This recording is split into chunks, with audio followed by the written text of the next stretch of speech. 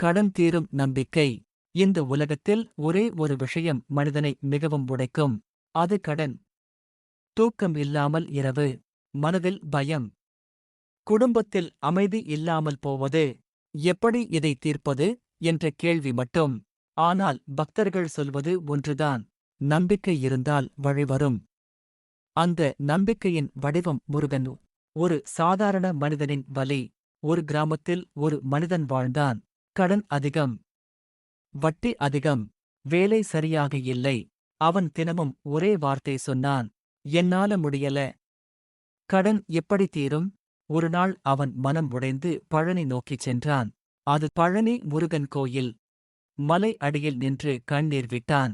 முருகா, நான் தவறு செய்தேன். எனக்கு வழிகாட்டு. நம்பிக்கையின் தொடக்கம்.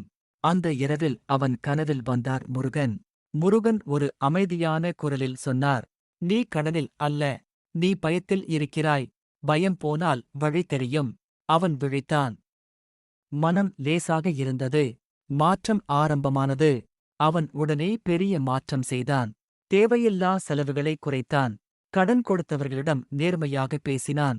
சிறு வேலைகளை கூட விடாமல் செய்தான். தினமும் ஓம் சரவணபவா சொன்னான்.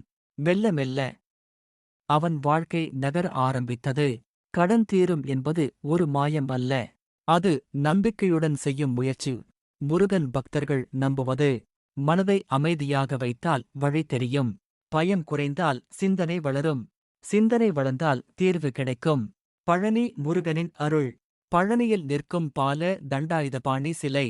ஒரு குழந்தை வடிவம். ஆனால் அந்த குழந்தைதான் நம்பிக்கையின் பெரிய சக்தி. அவர் கையில் உள்ள தண்டம் சொல்லுவது. வாழ்க்கையை நேராக பிடி. பயத்தை விட்டு முன்னேறு.